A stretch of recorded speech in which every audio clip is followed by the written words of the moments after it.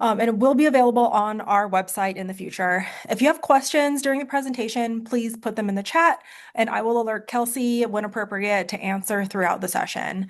I'm asking everyone to stay on mute, but if you are willing and able, we ask that you turn your cameras on. We understand that not everyone has a computer that has a webcam. And if you during the session, there will be time to share. So if you are willing to share, please use the raise hand feature. And if we could, next slide. Oh, that's me. This event is sponsored by Metronet, the multi-county, multi-type library for the 7 counties in the Twin Cities metro area. Each of the 7 multi-types serve all types of libraries in the region, and if you don't know your multi-type, you really should. I'm Stephanie Slaughter. My pronouns are she, her, and I'm the programming librarian for Metronet.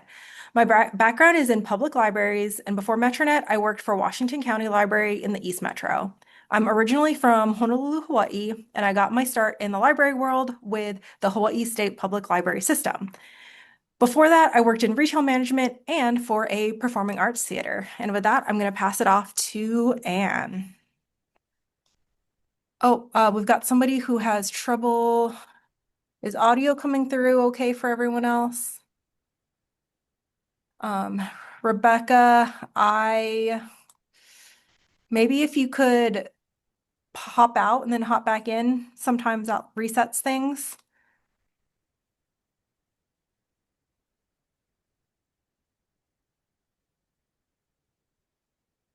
And it looks like you're talking, but you're also on mute. In the meantime, I'm Ann Walker-Smalley, and I'm the director of Metronet, and I've been here for, about 15, 16 years. My pronouns too are she, her. I have a um, checkered background in the library world because I've had multiple jobs in multiple states. I started at a state library, and most of my experience is in special libraries and government libraries. But I also took about an 8 or 9 year sabbatical to raise my daughter. And during that time, I did a lot of different things. I did a lot of freelancing, writing, curriculum, grants, or whatever. And then I also worked at the State Library of Minnesota for approximately 5 minutes before I was laid off. And then I did a lot of consulting with the various and sundry library systems around here and eventually ended up at Metronet. Um, some of my earlier career included consulting with organizations like the Library of Congress. So I've seen a lot of libraries in a lot of places. And I think this session, knowing yourself, really would have helped me when I decided to re-enter the library community after we moved to Minnesota and after my sabbatical here. And it's my pleasure to be able to introduce Kelsey Baum, our consultant. We had hired Kelsey as an aide to help us hire a programming librarian. It was a new position at Metronet. So Kelsey worked us through the job description, the job ad, and the entire process. And through that 9 or 10 month process, Kelsey and I developed a great working relationship. She's a compassionate and kind person when guiding us through, and I think that came through to our applicants as well. So I'm going to let Kelsey tell you her impressive credentials. So Kelsey? Thanks, Anne. I almost, went too far. I almost said good morning, but we're a couple hours past that, at least here in Central Time Zone.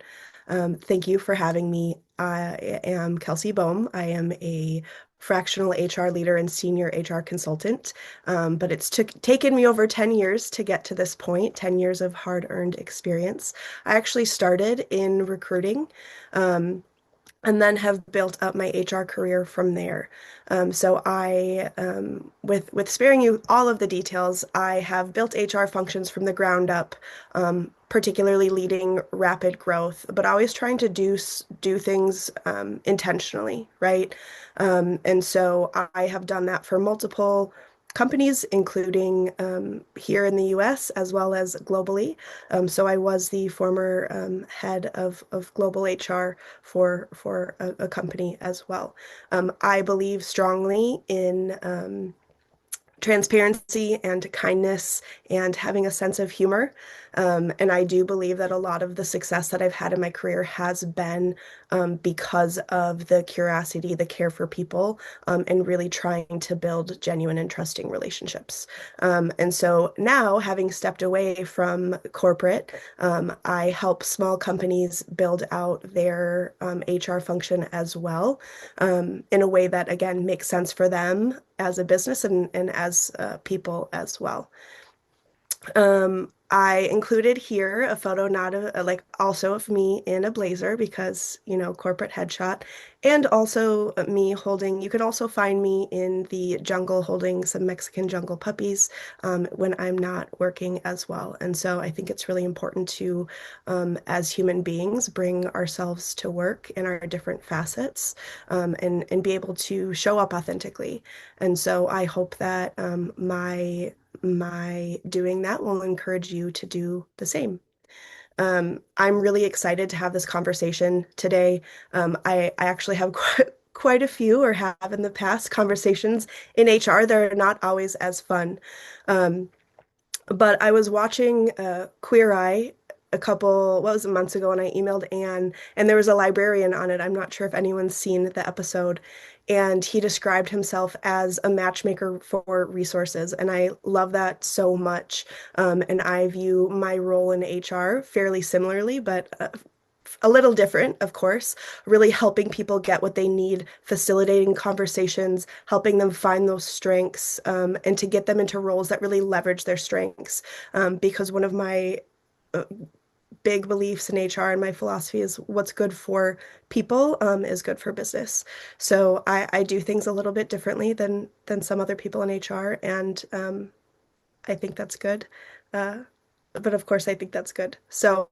Um, so not only is what's good for people good for business, I take jobs really seriously. We spend so much time at work. Um, and so the amount of time that we spend at our jobs affects how you show up in the world, right? It affects how you show up as a partner, affects how you show up as a friend and a family member. And even when you are on your way home at the end of a long day and you're stopping by the grocery store to get a couple things for dinner, it affects how you're treating the cashier checking you out. And so I do take jobs really seriously because I think that they matter, and how we spend our time and who we spend it with matters. So um, I've spent some time talking about me, and I want to flip the script a little bit, and I want to hear more about the group here. So originally, we had planned that there would be so many participants, we wouldn't be able to go off mute and have each person share. But because we have a little bit of a smaller group, I think that we can do that. So I'm going to ask everyone to please put it in the chat, as well as if you're willing to go one by one and share your name, what your current role is, and what your library experience and a future goal is. And one thing I do want to make sure that I call out is being in a state of in between or looking is a very valid current role to have. So don't be shy about sharing that as well. Natalie, you're first on my list. Do you want to go? Yeah. So I'm Natalie Wright. I'm currently in my second to last semester of my MLIS at St. Kate's. And I currently work as a graduate assistant in the St. Kate's Library, as well as part-time in another academic library. And I'm just kind of starting to apply to like full-time jobs, with graduation coming around the corner. So yeah. It's exciting. Thank you for being here. Catherine? Hi. I'm Catherine. Uh, Currently, I'm a full-time sales associate at Turnstile Consignment. I have library experience while I was a student at St. Catherine University. I was a library student assistant, and I currently am a library tutor at Hennepin County for technology and computers. I guess my future goal is it was to be an academic, but since working as a volunteer at Hennepin County, I kind of want to do public. So, Very cool. Well, thank you for being here today, Catherine. Matt, you're next. Hey there, my name's Matt Lee. I'm a librarian and the associate director at Minitex. We do statewide library services here in Minnesota and the region. Um, been in the library world for 20 years now, and in this role for 7 or so. And I'm not quite sure about future, but maybe some kind of like middle management is kind of where I am now, and like I think that's all right. So maybe a lateral move to some other organization or maybe other industry too. I think that's really valid, right? And that's part of what this session is to know who you are and what you want. And sometimes you're in a place that you're really happy. And I think that um, is great to be able to identify. Okay, Kristen. Okay, just checking to make sure I'm the only Kristen on the I'm Kristen Hasner. I currently am a library services assistant with Washington County Library.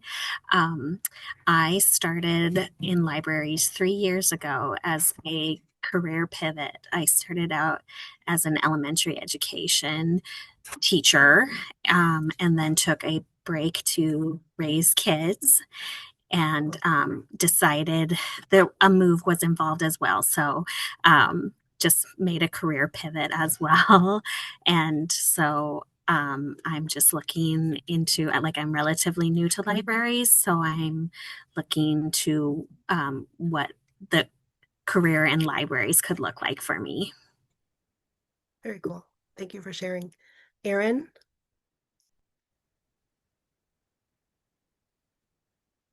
Oop, I can't hear Erin. Can anyone else hear Erin? Okay, maybe we'll come back, but if not, she'll put it in the chat, and one of us can read it off. Dan, how about you? Hi, hopefully I'm audible. You are, for Excellent. now. Yeah, so I'm Dan Shustachuk. So currently I'm not working in the library world. I've been I'm currently a software developer for Thomson Reuters, where I've been in that career for a long time.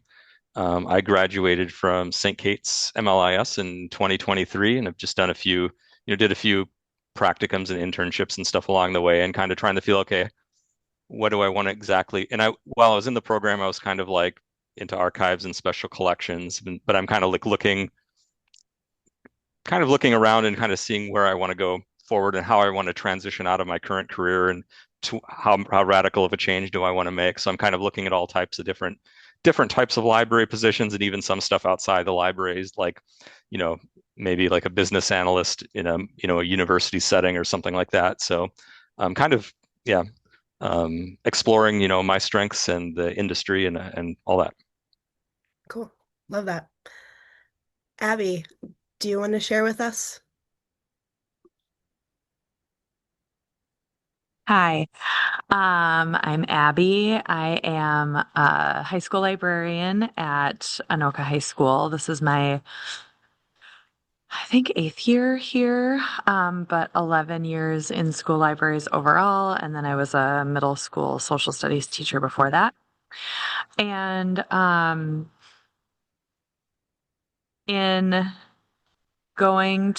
attending the Minnesota Library Association conference over the last several years, I've just like really, it's so apparent to me like how many different types of libraries there are and places, and I don't know, I just find that really exciting to know that there are so many options out there, and I think that is what, I don't know what is next for me, but that it just kind of interested in keeping options open and just exploring what the job can look like in different settings. Great. Well, we're glad that you're here. Thank you for sharing. Okay. Naomi. It's your turn for the warm seat. My name is Naomi Shaddis. I have my MLIS from St. Kate's as well. And after 18 years of being a school librarian, I was cut here at Wayzata and moved into my other area of licensure, which is music teaching. And what I know about myself is that teaching music requires way too much extrovert energy. I loved creating magical story times for kids, but it was balanced by other quieter parts, one-on-one working with students and managing the collection. And I need a job that allows me to recharge a little quicker and not take absolutely everything I've got. Yeah, I think that's really smart and really cool that you're able to identify that. And we'll talk more about some of those things later. So I might even use that as an example, Naomi. So thank you for sharing. Okay, going down the list, Kat.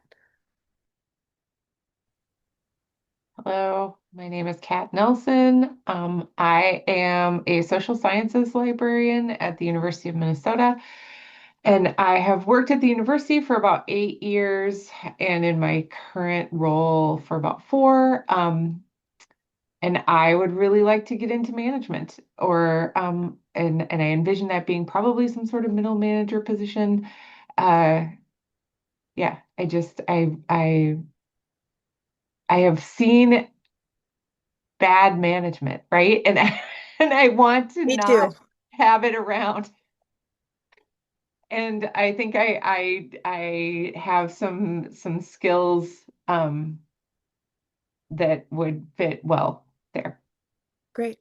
Excellent. Well, thank you for sharing and thank you for being here. Rebecca.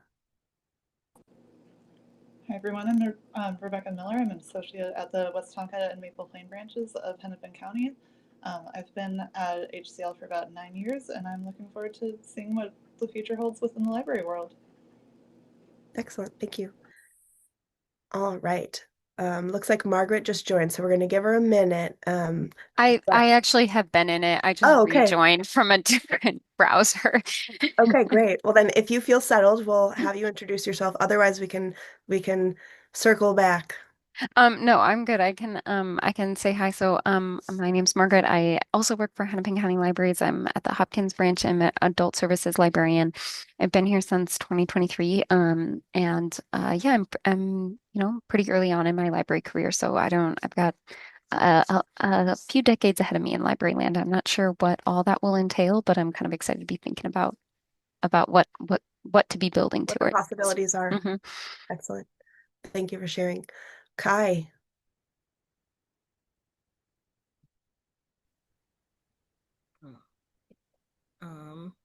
I'm Kai. I also got my MLAS from St. Kate's. That was in 2019, so that was an interesting year to graduate. And I've been a library services assistant at Washington County. I think there's a few of us in here since 21. And I've been trying to break into a librarian role basically since I started. And yeah, still working on that.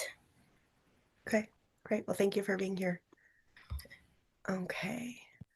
Let's see here. Kate.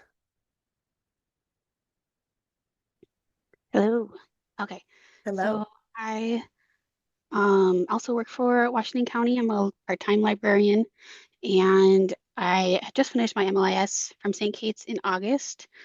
So and before that, I worked in circulation for a few years. I would say that I also feel fairly early in my career and just kind of like exploring and interested in like learning more about library jobs that are out there, looking for maybe a role that has more hours. Great. Valid. Okay. Did I miss anyone?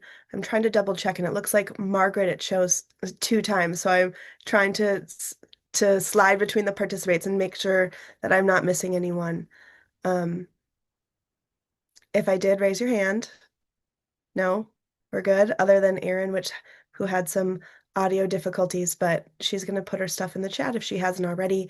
And I will ask everyone, thank you for your introductions. Thank you for your openness and being willing and able to share with us. I think that's going to help create additional good discussion during our time together.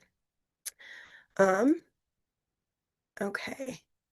So, as you all know, today it is the 30th of October. I hope everyone has really cool costumes ready for tomorrow, if that is your thing.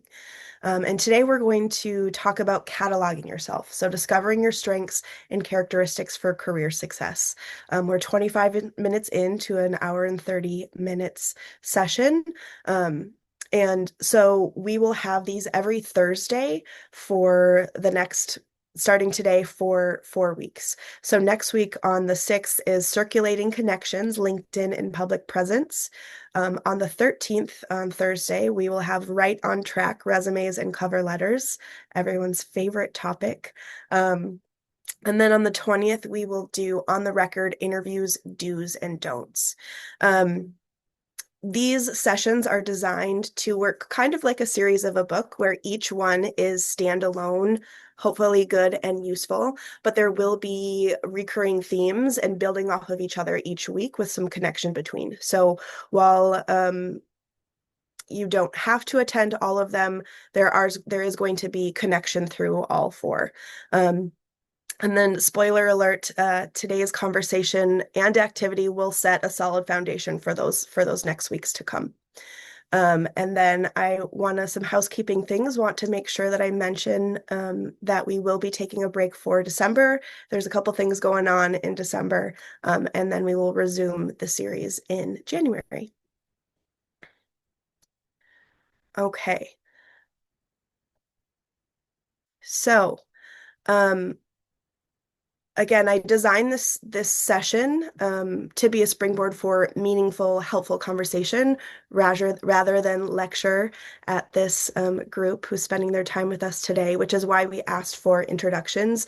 We will ask for engagement throughout. Oh, I went too far on my slides. And so I do really value your input and your feedback. So again, if everyone would be willing to, a couple people go off mute and share, and then people to put in the chat, talking about, the work that you do is really impactful. And so again, I want it to be helpful. I want it to spark meaningful conversation. So it would be really helpful to know from you, the attendees, what would be most helpful to learn during this series.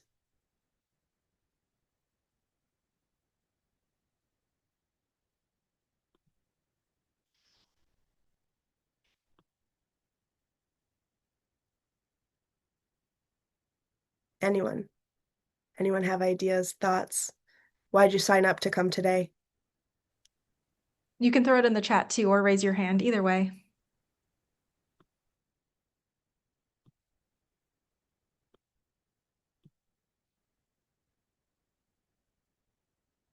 Dan, it looks like you might be raising your hand, but I'm not sure if that's a raising your hand or you're just No, don't call touching in your face. No, it was just in deep thought, In hand deep on head. thought about what would be helpful. I think we heard some things that people said in their introduction of what they want to learn. People who are at a pivot point, people who are exploring possibilities for changing their roles, whether it's in the organization that they're in now, or I think Matt Lee said, maybe in a different organization or a lateral move. People just exploring, well, not how many, but the different types of library jobs that are out there and what might appeal to people. So I do think we have some foundational information about what people want to learn, and maybe moving forward, they'll be inspired by our presentations today to add things to the chat about what they want to learn. But let me just say, this is a very typical Minnesota reaction to things. Okay. Where people are invited to speak. Kelsey, I don't know that you grew up here, so maybe you don't understand. I had to learn this when I moved to Minnesota. In a setting like this, you don't get a lot of volunteers. So going forward, we just may take the opportunity to call on you. I love that setting expectations, Anne. That's excellent.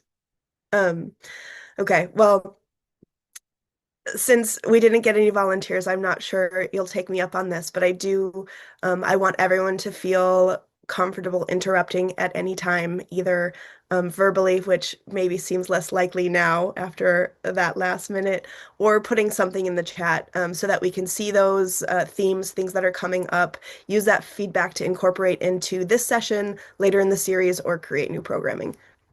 And we do have one comment from Catherine who says library keywords to put in your resume to get through the applicant tracking system, which is something we will probably cover in our Right on Track session. Yes, we will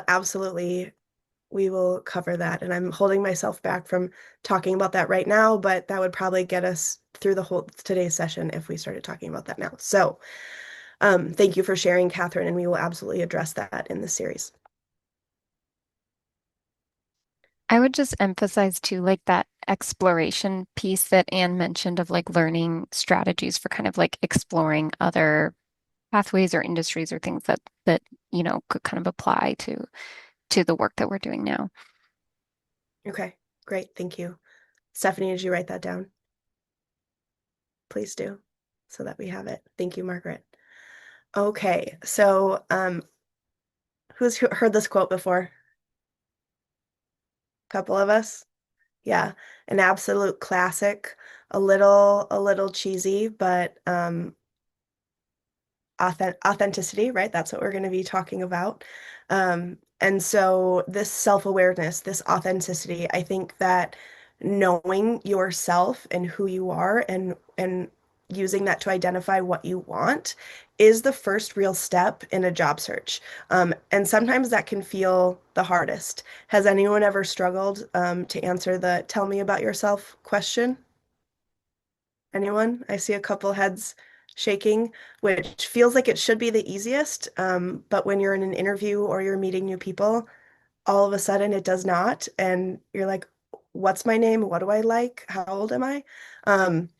And so we've all been there. And so I think it's really important to be authentic, to be true to yourself, your personality, your values, and then making sure that actions and words align with those, right? And so I have seen it time and time again where people on both sides, right, either interviewing or the interviewers are painting a picture maybe that isn't true. And this is something that Anne and I talked about very much when we were putting together the interview process for Stephanie. Well, it was for the programming librarian, which turned out to be Stephanie, is being really clear about who you are, what you want, what works for you, what doesn't, right? And I've seen it so many times where people show up to an interview and they answer the questions in a way that they think that they want people they're answering the questions the way they think they want them answered, right? And showing up and answering questions with answers you think the interviewers want to hear might get you the job, but if they're not true to who you are, then it's probably not a great fit. And so I say that all the time to both job seekers and to companies hiring that it has to be right for both sides. And in order for it to be right for both sides, you both have to be willing to talk openly and transparently about what the job is and isn't, what your skill sets are and are not, to be able to find that right fit. Um, so I say this as an adaptation of John Maxwell's, who's a leadership trainer, but you got to know yourself to grow yourself. And so we're going to be taking a look at some of those things today. And in order to answer those questions authentically and get the right job for you, we need to take a good look inward.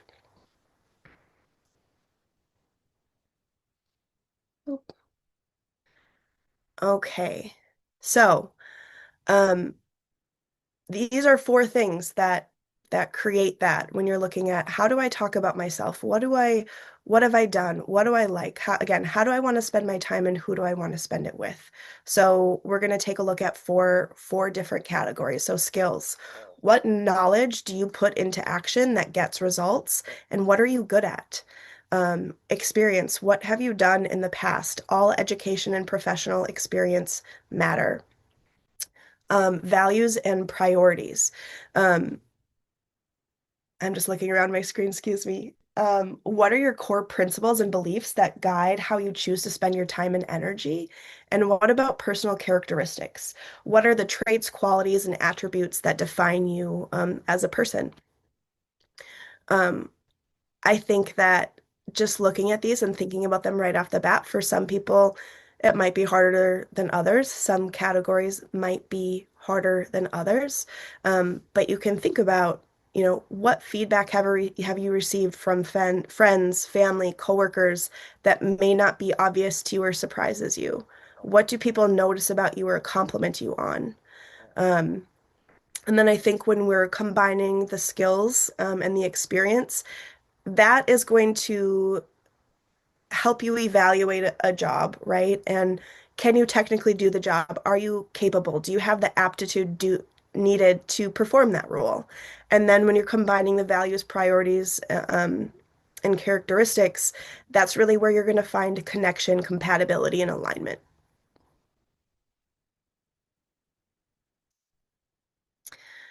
So again, this can feel a little overwhelming, right? And we might not know where to start.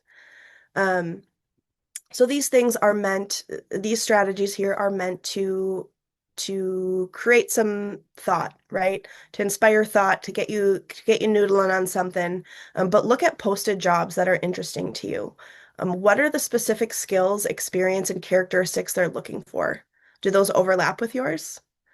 Has anyone ever done that? Have they looked at a job ad and said, "Oh, actually, like I've done that, I've done that, I've done that."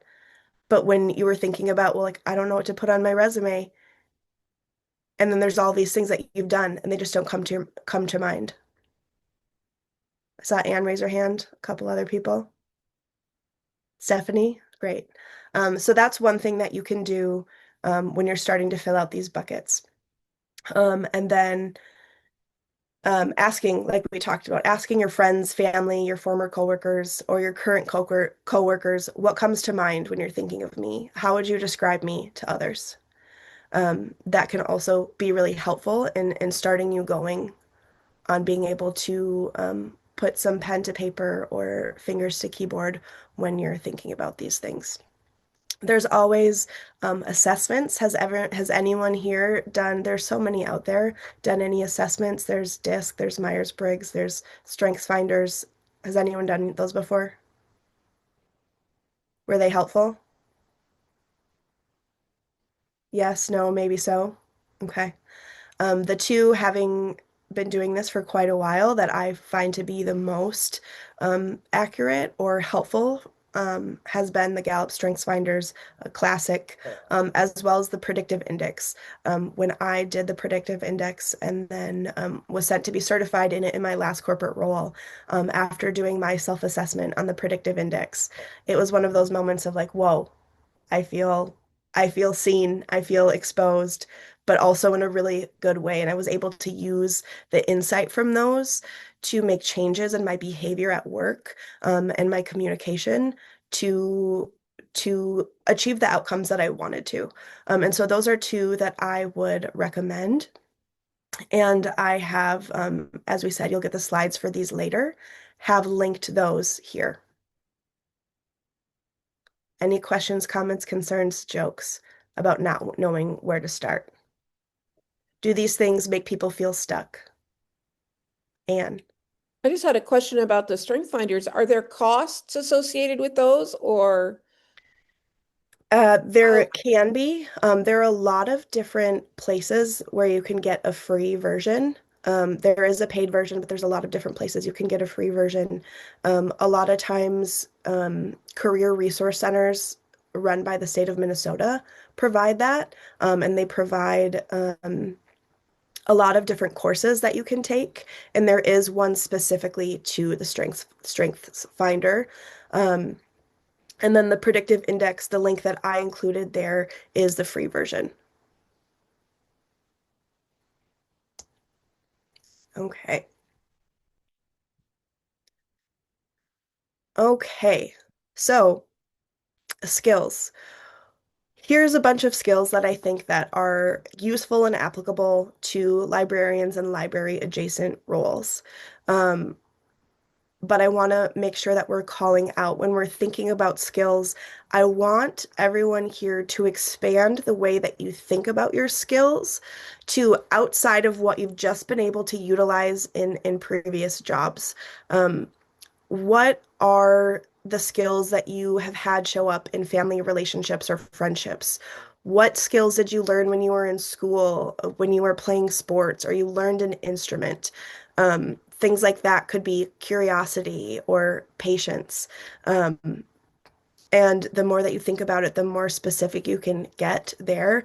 But I don't want you to limit yourself to only thinking about, well, what have I done? What are like the classically accepted or expected skill sets?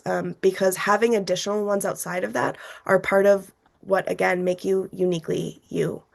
Um, I think it's important to think about, what skills have gotten you through a stressful situation in the past.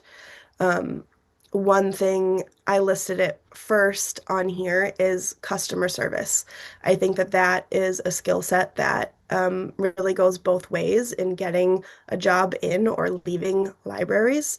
And it's something that is absolutely transferable. And so some of these on this list I will share about Stephanie, and I was so glad she included on her resume is things like she worked retail, as she shared with us. And a lot of those skill sets that she gained in that retail setting, she was able to articulate during the interview process about how she would use that in the programming librarian role. And they were very transferable. And not only that, but her being able to articulate that transferability of skills also showed us that she was able to think critically and connect things that are connected, even if it doesn't seem immediately obvious. Um, and so I would really encourage you again to think about all of your previous skill sets, not just ones that you've used or you think that are industry specific, because so many of them are transferable. I think problem solving, creative problem solving, that applies to reference interactions, collection management, development, tech help. And so thinking about not just these skills, but how you've used them and how you can use them in different ways is really important. Um, we're going to later talk a little bit about personal characteristics, but I want to make sure that I'm calling out that some of these have natural overlap, right, with skills and personal characteristics. And so an example of that would be a curious person refining that natural tendency, that natural curiosity, and then with that refinement and exercising that and practicing it, that becomes a skill, right? So something like maybe investigating or asking probing questions or critical thinking. So while that starts out as a personal characteristic, it then can develop into a skill. And so, again, flash forward when we're doing the activity, think about how those things are connected, because they absolutely are. Does anyone have any additional skills that they could add to this list that they feel like has been absolutely crucial to their library job or getting their library job? If you don't want to go off mute, you can put it in the chat.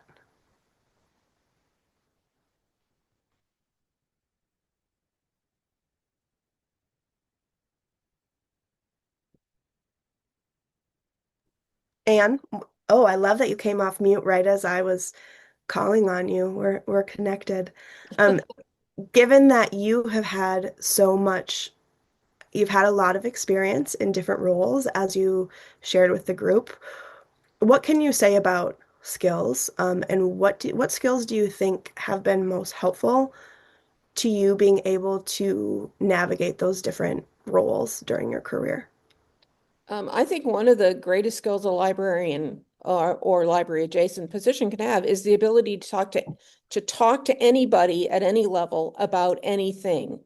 So you never know, depending on where you work, but I, for example, know that Aaron works at the Legislative Reference Library, so you never know who's going to come in. Is it going to be a senator? Is it going to be somebody from the public?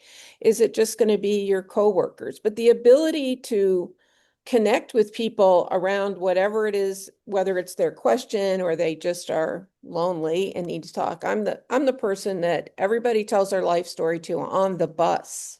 I don't know why, but I know a lot about a lot of strangers. But I think that ability to communicate and to be friendly and to have that open, somebody paid me a great compliment this week that told me, you just have an open, welcoming face, which I have to say nobody has ever said to me before. But I do think that that encourages people to interact with you, and then you can push that up. I worked in a large trade association library in Washington, D.C. And when we answered the phone, it was the National Restaurant Association. We never knew if it was going to be a guy with a hot dog cart who had a question or if it was going to be the president of McDonald's. And we talked to both those people in the same day. So you have to be able to have that adjustable communication style and help the guy with the hot dog cart understand what he's asking if you're a reference librarian, and also to recognize what the president of McDonald's is asking. So I think that's a key skill. I mean, it comes under communication, but it's a much broader definition of communication, I think. We've got a couple things in the chat. We have ability to learn new things, attention to detail and being flexible, de-escalation and behavior management, and problem solving. Great. Yeah, absolutely. And I wanted to call out Matt's addition about learning new things, ability to learn new things. And that's actually one of the things, as I've done so many interviews, hired people in different cultures and different languages, that is one of my absolute favorites. And so someone's ability to learn new things and to figure it out, and that's a hard thing sometimes to be able to put into words. But if you approach someone and they don't know how to do it, but they're like, I will use the people that I know, I will use the resources that I have available to me, I will do research, and I'm going to figure it out. And I think that is one of the absolute best that you can have. And so if that is not a skill you currently have, that's one that I would work on, but one to really highlight in interviews. Okay, we have problem solving, we have de-escalation, behavior management, good for public or school libraries, attention to detail and being flexible. Absolutely being flexible. I would imagine that being a librarian can also be like being in HR, is so much of your day and the things that you handle. You don't show up to work that day thinking that someone's gonna come to you with XYZ problem. And so that ability to really reprioritize your day and be flexible is really, really important. Okay, we have volunteer management. Great, these are great ideas. Okay. Experience. So I want to call out that this includes education. Don't think that you can only pull from jobs that are within your career path, because experiences, just like skills, build on each other and they are absolutely transferable. We talked about that again, going back to Stephanie's example of retail experience. That was not only a skill, but experience that she was able to talk about and leverage into her current role. And absolutely helped her get the programming librarian role. And so not just customer service, but the retail management and the administrative functions led to her being able to articulate real world examples of how she approached these situations that would serve her in her current role.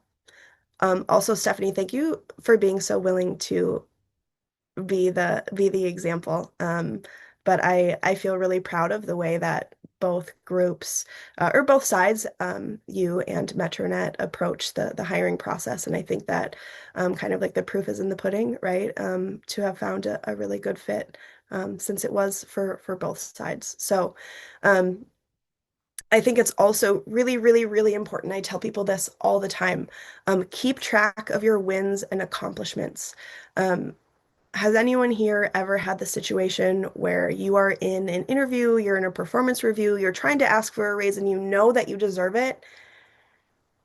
And then same thing, just like when you're supposed to talk about yourself, all of the reasons you do deserve it, the job, the promotion, the raise, your performance review, like all of those things just boop, disappear. Happen? Happen to anyone here? It's happened to me. It's happened to me, and I'm the one giving these advice. And that's part of the reason I've created things like this. And so having a brag board, I tell people whether that is an Excel spreadsheet, a physical or a digital folder for certificates, for compliments from patrons, from coworkers, from your managers. When you've created a really big project, make sure that you're tracking those things in real time because it is so much easier to go back to that list or that folder when you've been keeping track of it as they happen rather than try to recall that really great thing that you did 3 months ago.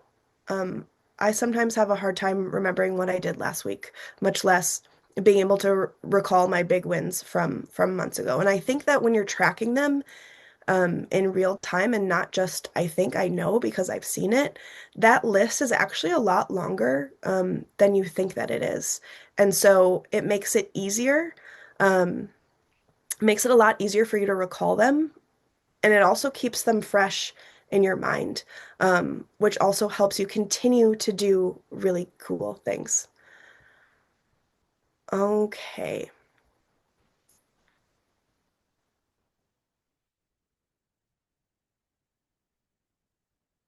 All right. So values and priorities. So this I think is really, really, really important. Um, all of these things are important, but this particularly. And Naomi talked about this a little bit earlier in knowing herself, right? That being more introverted and wanting to spend more time recharging, building things, um, and then executing is really important to her. Um, have seen so many people in my career who plan their life around their work instead of the other way around. So they pick out a job that they think is their dream job or it pays well or for whatever XYZ reason. And then they spend time trying to make their life and their time with their family and their schedule and all those things fit into this box that's already been established even though they don't necessarily align. And so I tell people, and I have lived this myself, is once I started taking my own advice and planning my life, planning my work around how I wanted to live, I've been a lot more fulfilled in my work. And so I think that that's something that is important to, oh, wrong screen, excuse me. Okay. Hold on, I'm just pulling up some notes and they all disappeared. So thank you for your patience with me. Okay. And then I have to ask, can anyone hear my dog barking in the background? No? Okay, excellent. Just me. Okay, the joys of working from home. Okay.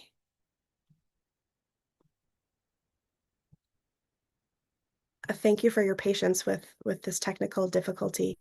I'm going to talk a little bit more about the priorities and values. Again, just pulling up my notes. I apologize for that. So planning your life around work rather than, or planning your life around work rather than planning your work around your life. Let me just pull up the slideshow again. Okay. Stephanie, do you have it easily accessible? Because technology is not, all of a sudden my notes are just gone.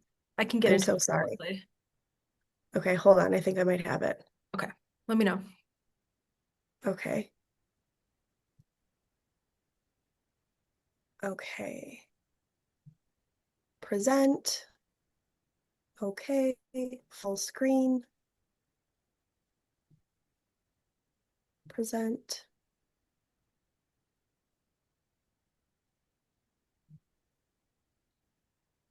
Okay. And while I'm pulling these up, do you want to talk a little bit about your values and priorities, since I'm a little bit thrown off? I'm so sorry.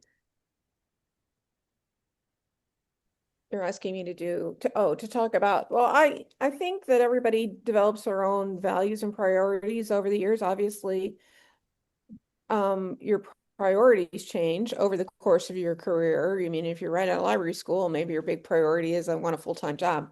And then you can change and adjust as things go on. But my values include things like bloom where you're planted. I have worked with people who spent day in and day out wishing they were somewhere else. This doesn't advance your career. It doesn't advance your relationships with your coworkers, because after a while, we all know you'd rather be in Arizona, but you need to make the best, and maybe it's the same thing, make the best of a situation and develop and move forward with that. Some of the other things that I value and in my work life make a priority is don't absorb other people's ideas and present them as your own. Stephanie used this phrase when we were having this conversation yesterday, which is credit goes where credit is due.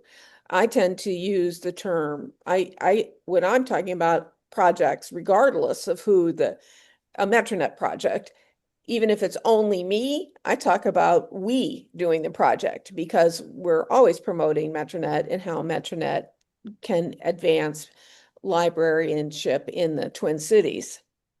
So those are a couple of the things that I focus on. I do think the other thing I look for is and believe is that everybody has something to offer. You just need to find it and build on it. So when I'm leading a committee, the first question is always, what do you like to do? What do you want to do on this committee?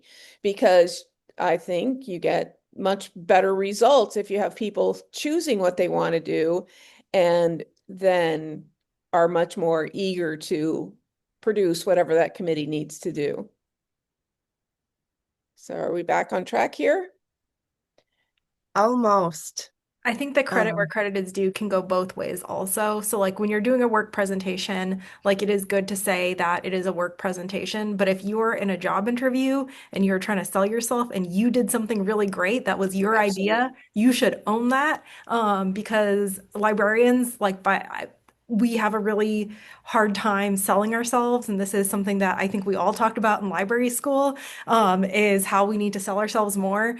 So yes, if you did something great, you should definitely take credit when you are talking about it. In a Yeah, job absolutely. interview, I agree. That does make a difference. And if it is your idea and you did that, but it does go both ways. The other thing I think, then this goes back to some of the skills, is I think this is a skill librarians need to develop, and that is to learn how to enter a group where you don't want to, you kind of can feel like you're always on the outside. So developing those skills about going up and saying, oh, hello, what are we talking about here? Or perhaps a little more.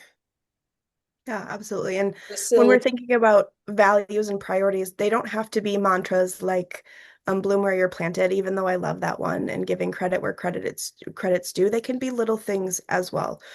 So I think I shared with you earlier, transparency is really important to me. That's a value of mine. Kindness, a sense of humor, sense of play.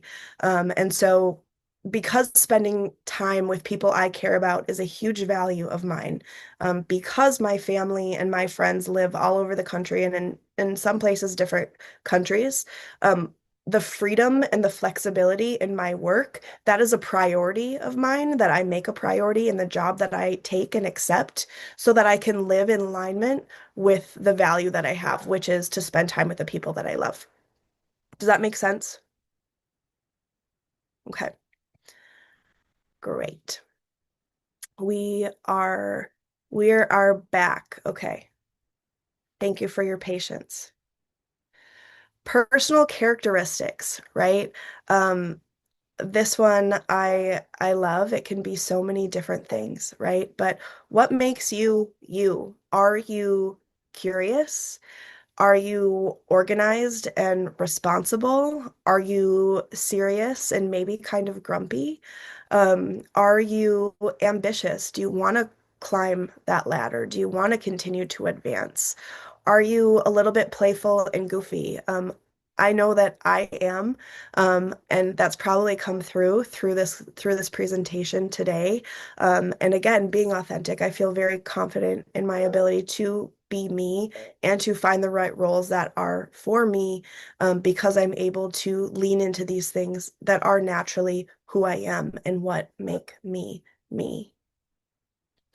Um, Anne, Stephanie, the rest of the group, can you think about other personal characteristics that you feel like are really well suited to the librarian profession?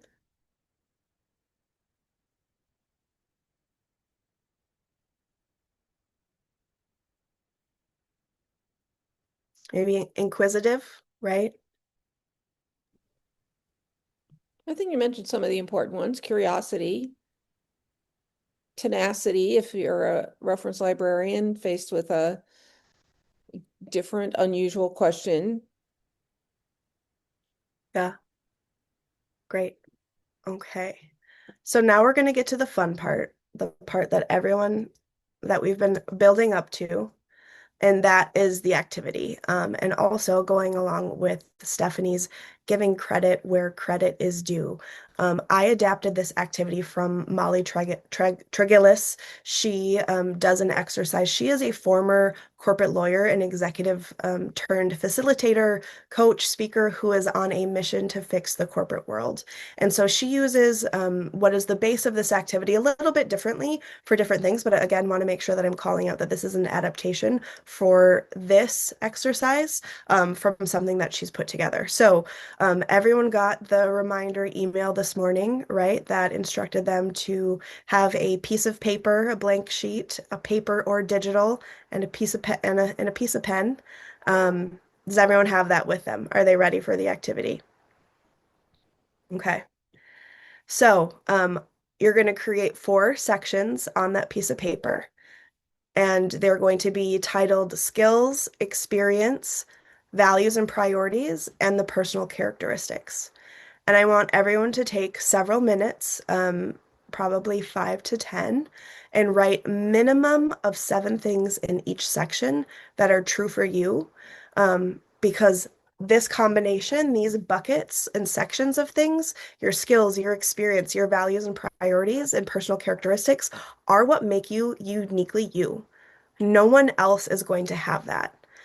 And again, foreshadowing, this exercise is something that we're going to use to pull through to the other sessions. And so when you're able to articulate these things, you have these boxes of skills, experience, values and priorities, and personal characteristics. And you're not only going to, it's not only going to be useful in helping create your summary on your LinkedIn, but you're going to be able to use them in your skill section, in your resume, creating the experience section as well. And not only that, but being able to be the foundation of being able to talk about all of those things. And again, who you are uniquely that no one else can be. Only you can be you, right? And so let's take a couple minutes to do this activity, and then I want to talk about it.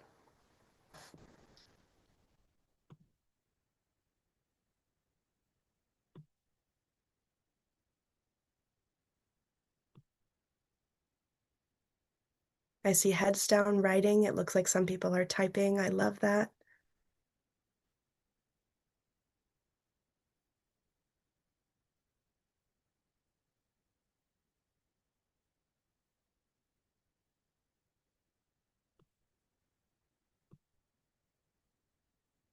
I didn't prepare any elevator music for this section, but maybe I should have, Stephanie, and next time we know. Oh, you're on mute. What did we talk about doing? I thought we had a plan for this. blank time that wasn't elevator music? We had talked about someone, if someone wanted a little bit of extra help to sit in the warm seat and we can do it live. If someone wants to share their screen or their piece of paper, we can talk through what to add to theirs. And we can kind of pull some of those things out of them. Does anyone want to do that? Does anyone want help doing their activity with the group? Use all these brilliant minds that we've brought together on our call who can help you think through it.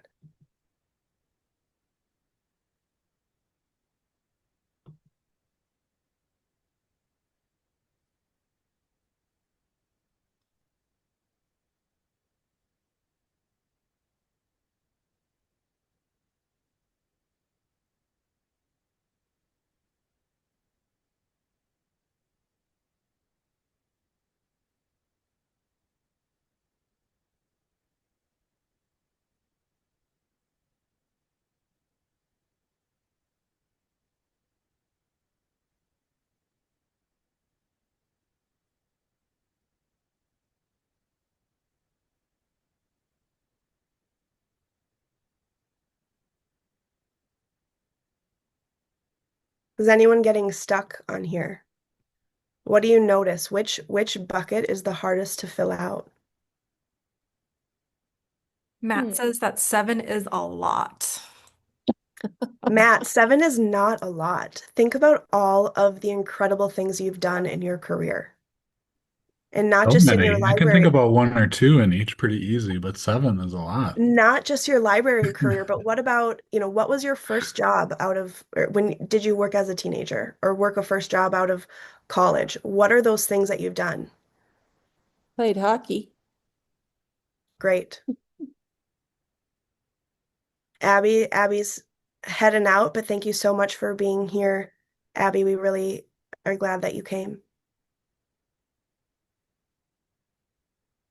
We And could just to probably go, help Matt think of more things. What else, Matt? What you worked at the James J. Hill Reference Library, that had to have been a challenge, which would have uh enhanced your experience and probably help formulate your library values. Yeah. I mean, as I think of my career trajectory, I was always sort of afraid to like take the next step in my like career. Like I remember being I was a substitute librarian right out of library school, and I was applying for a job at a business library. It was a library called the J.J. Hill Library in St. Paul that served small businesses, and the business questions were always the scary ones in the public library. So I sort of faked my way through that interview and made it and started doing some like teaching stuff in that capacity. And the next job that I applied for was instruction, and I was sort of afraid of that. So I faked my way into that. And here I am in middle management, and I was afraid to supervise. So it's sort of like this path of kind of do you know what I'm hearing, working your Matt? way through. That is something you should put on your list of personal characteristics. Bravery, Being afraid of courage. everything, is that what you're No, I saying? said Bravery. bravery, bravery. Um, because I think that's illustrative, right? The Mhm. fact that you were nervous about these different things, you were a little bit afraid, but you did them anyways. That takes guts, that takes courage.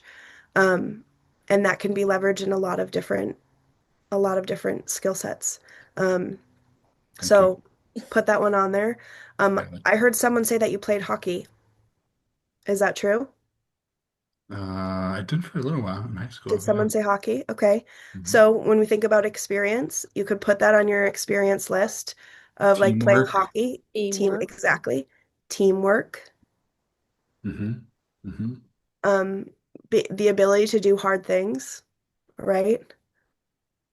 There's so many things, and this is, I think, a really good example of people get stuck, and Matt saying like 7 is a lot. 7 is not a lot. Think about all of like, what job did you do first out of college? Or did you work a job in college or in high school? Yes, let's see. I worked at a pizza place in high school. And I think what I valued about that was like kind of and maybe it relates to the hockey thing of like teamwork. And like Mhm. I think that like I do carry that forward into the work that I do now and trying to like assemble teams together to work on projects and take advantage of skills that people have. Great. Absolutely. And that's exactly the type of thinking. So seven should not, it might feel hard because we're not used to talking about ourselves like this. We're not used to taking a really hard, good look at what we've done, what skills we've used in these different places, how we think about things, how, again, how do we want to spend our time and who do we want to spend it with? What are our values? What are we, and then making those a priority. But everyone here has so many more than seven. Like that would be my next challenge is after you get to seven, and we're going to spend like a couple more minutes doing this because you can easily get to seven. I'm so confident that you can.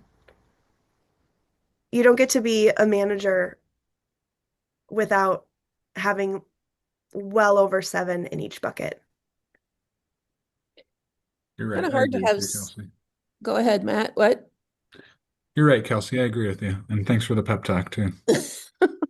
I mean, we can do this for every person. I mean, not within our time constraints, but every person has so much magic, right? And I think that's really illustrated in there it is uniquely you. No one has done exactly what you've done. No one has the same characteristics. No one feels the exact same way about how you want to spend your time, who you want to spend it with.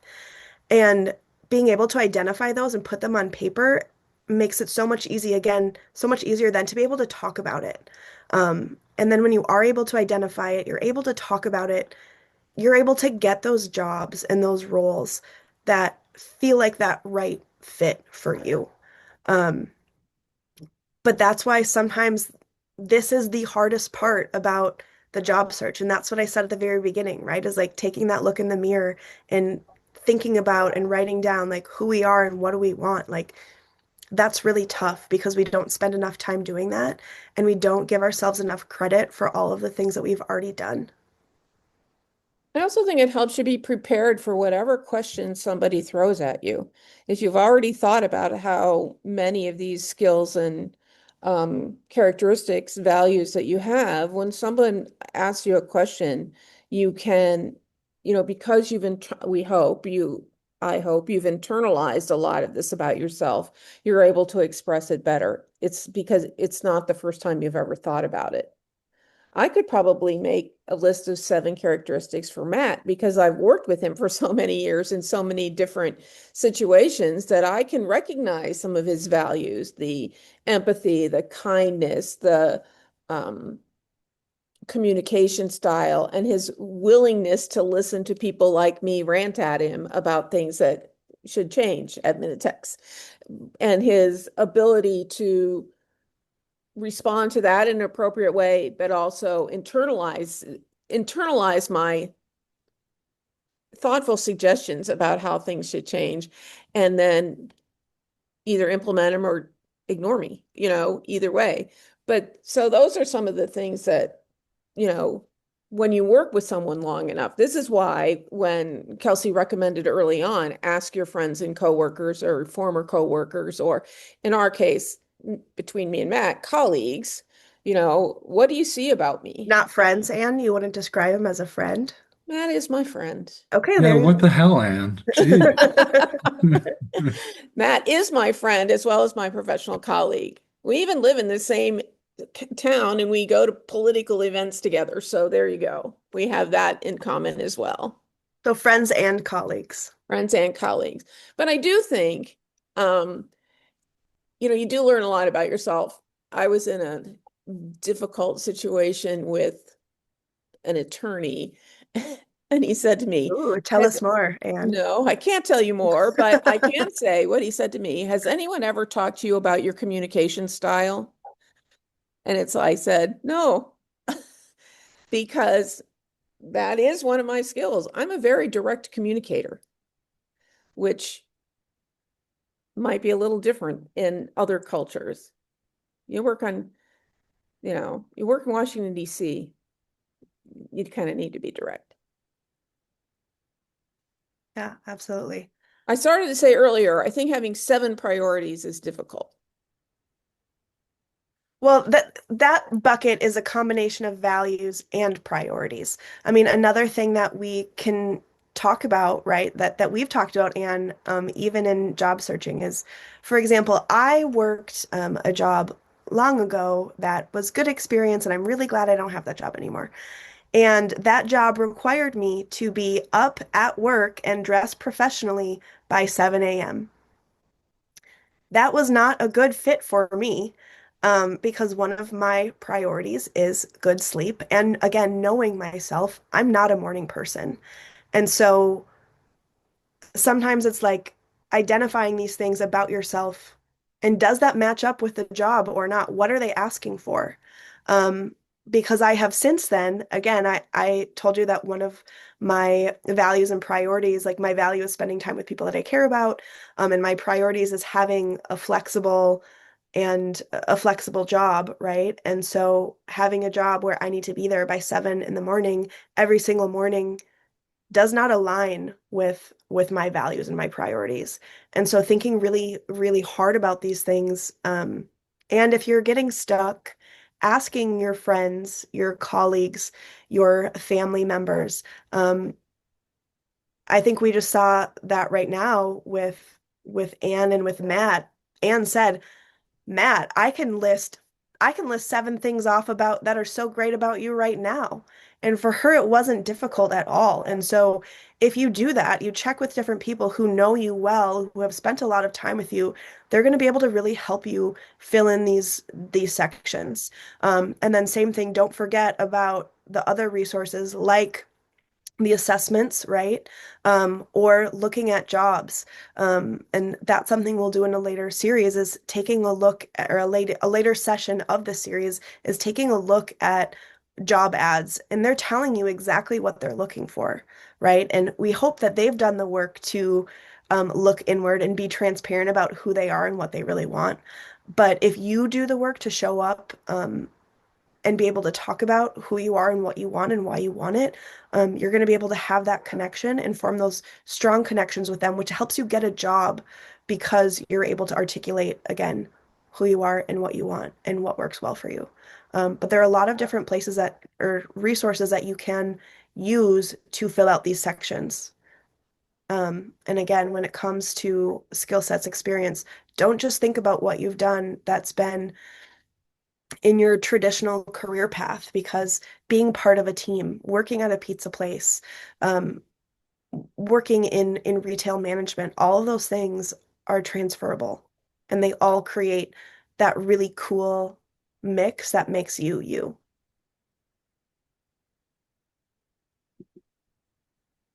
Matt, how many do you have now? I'm literally getting really close to 7 for each. Okay, Yeah. great. So Good close. work. It's so close, Kelsey. Okay. Thanks for all the therapy and help here, you guys. I don't know if this is helpful for anybody else, but man, this is great for me. Has anyone else struggled to find 7 things or multiple things in each bucket? Anyone? Raise your hand, put it in the chat. What what section, what bucket is the most difficult? Where are you getting the most stuck?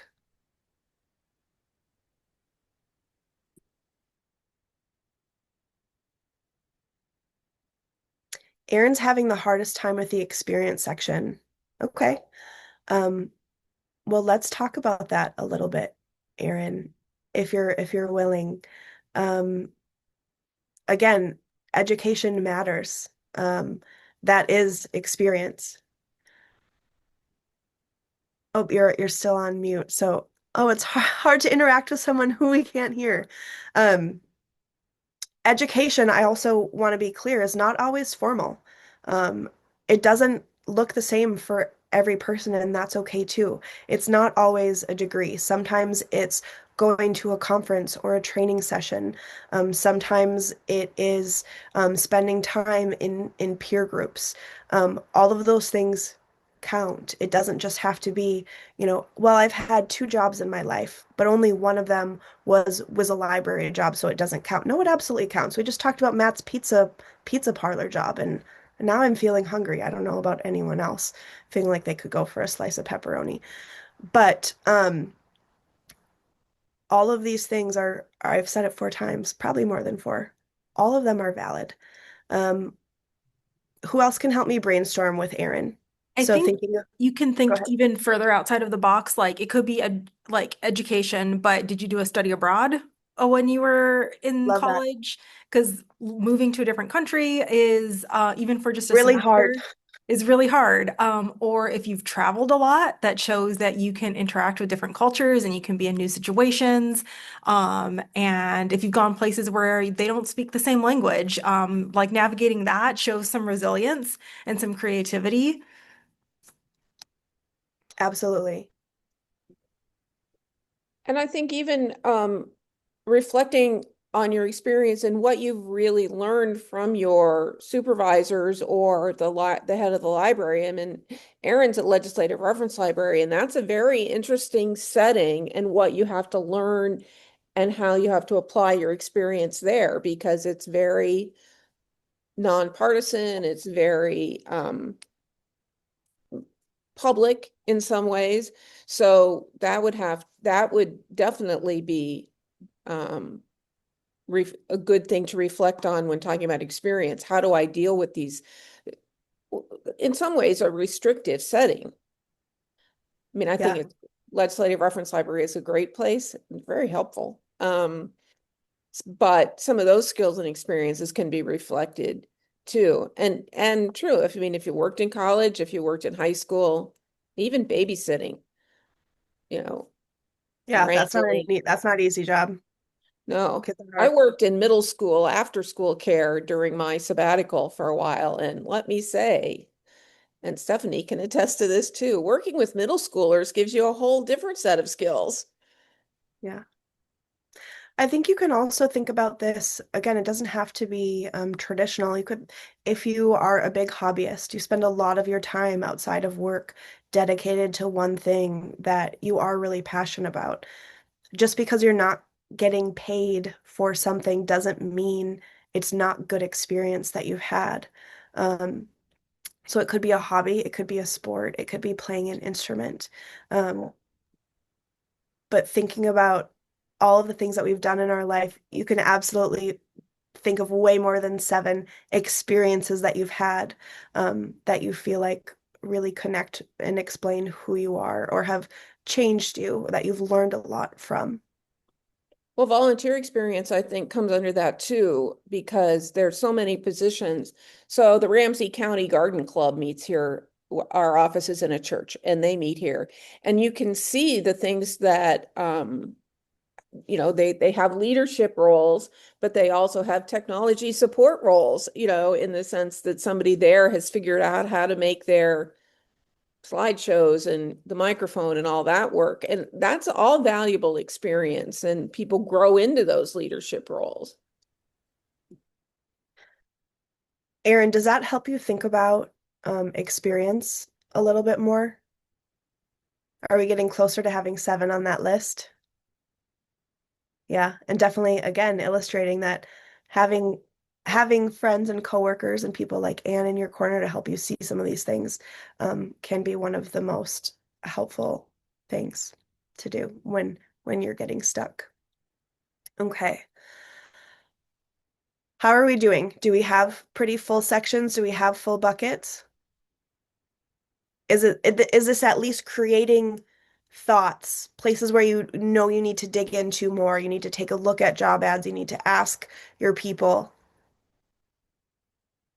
Okay, because carrying forward, we will again in this session, in this series, I will reference back to this exercise and your lists in further things. So when we're creating our LinkedIn summary, when we're adding skills to our LinkedIn page, when we are adding skills and experiences and talking about them in our resume, when we're doing interviews, do's and don'ts, being able to again articulate the magic of just you and why you are the right person for a job. Please do spend some time reflecting on these. And if you need to ask people or look up things, it will be helpful to have this completed for the other sessions because we'll pull through and have some connection. Okay. We have about 5 minutes left, and with this very, very talkative group, I want to make sure that we are doing some wrap-up discussion. And I would really love to hear from the group, and maybe we'll have Anne start because she's such a good participant. No, she says she doesn't even have to be off mute for me to read her lips. But I want to know, like, what previous non-library experience contributes to your success in a library position? Or I think that this is really valid for some people who are looking at either breaking into or switching lanes to a library job. What do you think is the biggest challenge or obstacle you have that you're running into that's relevant to a career in libraries or library adjacent work? I say this to people all the time, but what are your questions, your comments, your concerns, your jokes, your success stories? I want to hear it. And I think that, again, creating this forum where people can talk about it is really helpful. So you're not just doing it for me, you're doing it for your peers. And I saw you go off mute, even though you told me no. I just wanted to ask Dan what he thinks as a software developer. How do some of those skills transition into maybe a library position if that's his goal? Yeah, or what challenges do you feel like you're facing making Yeah. that career switch? We've had multiple people today talk about making a change. Right. Yeah. And it's kind of something I'm kind of working my way through. And, part of it is, one challenge is like not having like direct customer facing like customer experience for certain types of customers of kind of makes things more challenging because I'm working, pretty much full time in my current role. There's some more experiences I like to get that I probably didn't have that would be useful. But on the other hand, there's other types of customer experience that I do have from working internally in a corporation where product people I work with are customers. And really there's a lot of people who are different types of customers. There might be other types of roles where I might find a fit for there where I can frame that experience. Totally. And of I love that course, you're thinking about that. Like product people are customers. Sometimes some of the most difficult ones. So yes. And I cut you off. Please continue. oh yeah, and then just technology trying to frame things is challenging because I think once you and this is some of getting to other sessions down or okay, if you have a long career in one thing that you're trying to reframe, how do you present what's transferable and applicable without overwhelming somebody with detail who's not familiar with the field that you're currently in, but is in the field that you're trying to get to? Well, I think that that's where this exercise can really come into play, right? Is if you're able to extract what are the skill sets and the experiences that are transferable, you can then say, well, in this job, without getting into the super technical details that someone might get lost in, these are the skill sets that I use to perform really well in this job. And here's how I would use those same skill sets in what you're asking me to do in this job that we're talking about in this interview that are listed in the job ad. But having them written out here, I think can really help and create those talking points.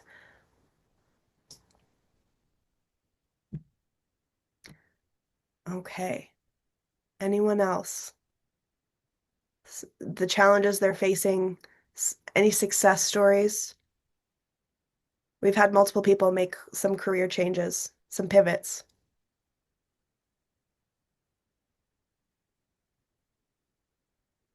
Yes, no, maybe so. Okay. We can come back to that too next week if you're willing to join us again. But we are coming right up to time, right to our 3:30. I know if any of you are like me, I'm a little bit of a processor. And so I think today was a good introduction. But we will start off next week talking a little bit more. Maybe this is going to discourage you from coming next week, but we will do a little recap, right? Just like when you're watching a series. Anne, what'd you say? I saw you were on mute. Okay. Said don't be discouraged about Don't coming be back. discouraged. We're all friends here. And so, again, if you're a little bit of a noodler, you need some more time, you need to use some of those strategies like talking to people that you know, looking up job ads, taking some personality or behavioral assessments, whatever those might be. We can review at the beginning of next week and have address any questions, comments, concerns, jokes, success stories. And Stephanie put in the chat, yeah, even just being here is networking. I will say too, we have an email, hr@metronet.lib.mn.us, that goes to Kelsey. And so if you do have things that come to mind, a question, a comment, something you really want to say in the future, you can send those directly to Kelsey using that HR at Metronet. I'm putting it in the chat, .lib.mn.us. Whoops, left out it. I already put it. Don't worry about it. Oh, good. Thank you. Somebody's Stephanie's much on more it. Stephanie's a better typist. Thank you. Because as I say, Kelsey will review those. Yeah, I will. All of the things that you send in, I will read them and I will care and try to incorporate it because above all, again, I think jobs are really important. I think getting a job that feels aligned with who you are and what you want and how you're spending your time and who you're spending it with changes things for everyone. Again, it affects you, it affects your friends, your family, how you treat people out in the world. And so, more than anything, I want this to be helpful. So, any feedback that you have or what you'd like to see, we'll absolutely incorporate it. Thanks for coming.